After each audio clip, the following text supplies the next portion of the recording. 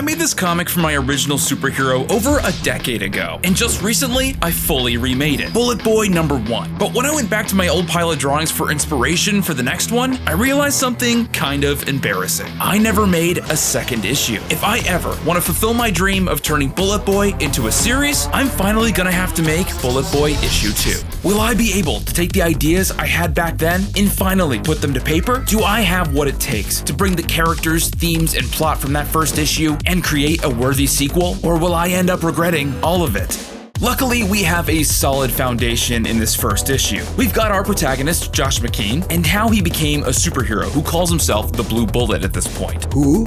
And ahead of him, a world of internal struggles, alliances, and supervillains to keep things interesting. But where did my childhood self see the story going from here? These are really all I have to go off of, the pages of the unfinished Bullet Boy #2. The issue was titled Captured, and shows Bullet Boy being held captive by a new villain named Avoidja. The story begins when Brittany, Josh's older sister, announces she's leaving for a concert. One of her favorite pop stars, Blaze Gordon. But she's immediately stopped in her tracks when her mom, Mrs. McKean, tells her to take Josh with her. The two are repulsed by the idea, but quickly find out the arrangement is non-negotiable. And we immediately cut to an unmasked Avoidja reading headlines that Bullet Boy has recently stopped the clay monstrosity known as Bulk. You can check out my first villains redesign video for more context. Now, the fact that Bullet Boy is getting citywide attention really bothers Avoidja a lot, and it's in this panel that he decides to challenge Bullet Boy to a race to put him in his place once and for all. And that's all there is to this issue. Even though this comic was never finished, I'm starting to realize it makes a huge leap from where we left things in the last issue. New characters are suddenly introduced, and there's personal conflict with villains that we've never met. The truth is, I think this story could be great, but only with a few more stories in between to build up to this one more naturally. Now that we know where my childhood self imagined the story going, we'll need to take a few key steps to make this rebooted version come to life. My plan is simple. Write a story that continues issue 1, thumbnail, draw, and letter every page, and finally get it printed. Lots of you have been asking me about where I get my comics made, so later in the video I'll show you where you can get your comics printed and save some money in the process. But first, we've got to get started on writing the story. And if you want to continue to watch me build this superhero universe and learn how to build your own, subscribe so you don't miss more videos like this one. Now, in the first issue, Josh is pretty spoiled in his first outing as a superhero. I mean, finding out that your parents have a secret underground training facility, finding out you have superpowers, and stopping a citywide robot invasion in one day is pretty lucky. In this second issue, we have a real chance to give him a more realistic look at the day-to-day life of a new superhero. I think it's important to have Bullet Boy deal with smaller scale situations before his real problems start adding up. I'm talking street level stuff, bank robberies, and cats stuck in trees.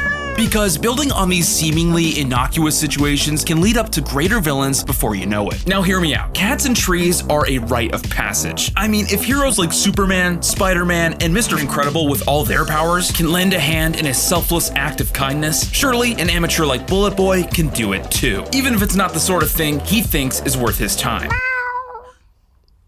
Sorry, is there a cat? Now, bank robberies, on the other hand, that'd be more his speed. And if it was a top-level threat like Avoidja, he'd really be in for a challenge. What if, before Avoidja becomes the unstoppable force we see in future issues, we tell a story that leads to him building the speed suit that defines him? So now the challenge is, without this high-tech gear, we'll need to show what Avoidja looked like before he even thinks about challenging Bullet Boy to a race. I wanted the suit to still be an homage to the one that we see in the original comic, but still works as a base suit that he can build on in future issues. This version is really meant to highlight just how agile and stealthy he is, even at this stage. It's gonna be important to show that he's been capable of crafting anti-hero gear for around as long as he's been robbing banks. What's his motivation? I thought it'd be a really cool idea to have a villain that doesn't rob banks solely for the money. He has tons of it. At this point in his career, he's in it for the thrill of the chase, the challenge of avoiding and outwitting heroes with real superpowers. It's all a game to him, and he takes real pride in it. This is great contrast to Bullet Boy, who also sees saving the day as no more than a game. Josh is super lucky that up to this point, he hasn't experienced anything that would give being a superhero true meaning for him. This common search for prestige, I think, is an interesting point of commonality that will have to be addressed in this story.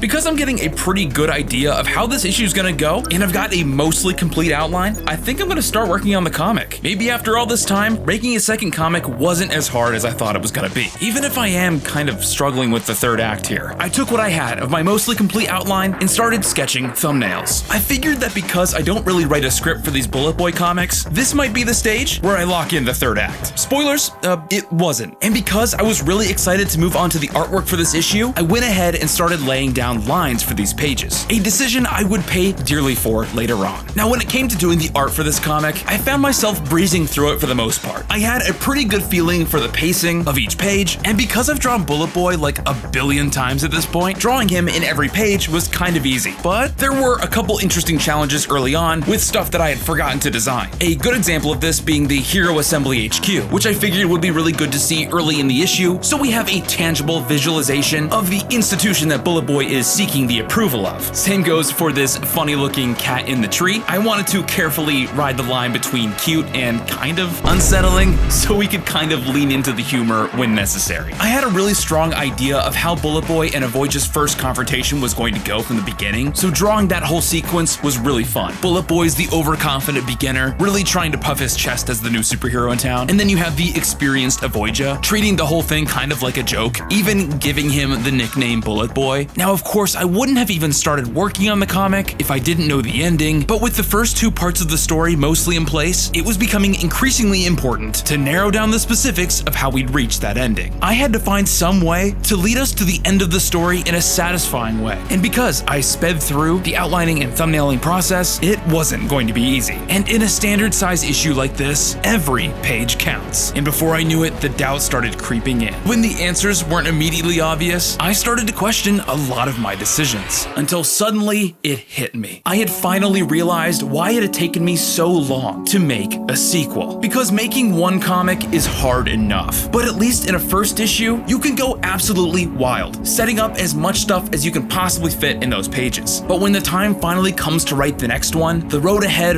really starts to feel daunting. Will this continuation live up to the story I see in my own head? Would it be the one that readers expect? Or will this be a perfect example of the lack of confidence that for all these years has kept me from taking Bullet Boy's story to the next chapter? When I tell you this third act stumped me, it's no joke. I knew that if I relaxed and fixated less on all of the limitations I had placed on myself along this journey, and I just focused on the result, it would come to me eventually. So I kept working. I continued fleshing out the details on the other pages, fully rendering the scenes that excited me most about this issue. In the days where I didn't have it in me to draw, I would work on the dialogue and add text and speech balloons to finished pages. And weeks later, I realized that the stress of not having these final pages figured out was ultimately taking away from why I started making comics in the first place. I had to remind myself that the reason I really enjoyed making that original Bullet Boy comic, and the reason I can come back to it now, is because I had fun making it. In those days, sometimes the most complicated problems had the most simple solutions.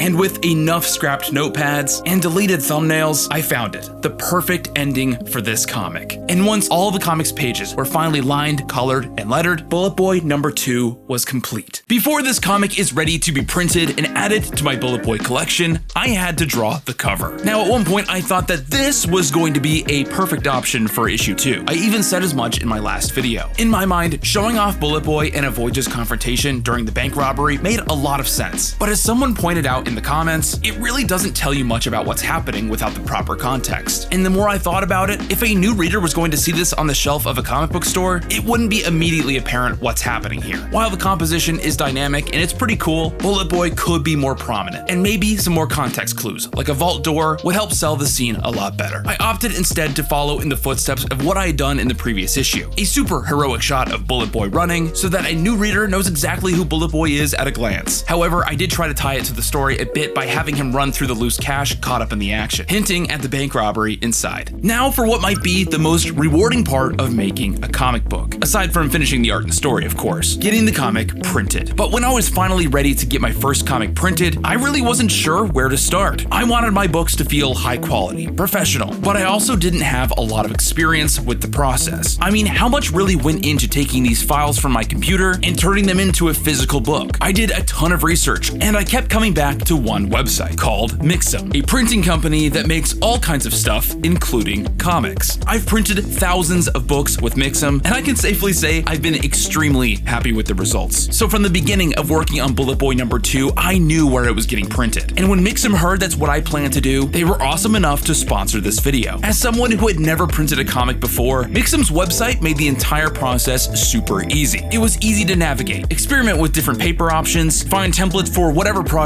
I was looking to make. But honestly, the feature that kept me coming back before I even placed my first order was this online preview tool. After you drop your files in, you can literally flip through a digital version of your comic to double check that everything is in order and flows perfectly. For me, having that peace of mind and being able to visualize the book and all its pages was huge. And if at any time I did have questions, their 24/7 expert support was just a click away. With over 4,000 product options and eco-friendly printing practices, Mixam has something for every project.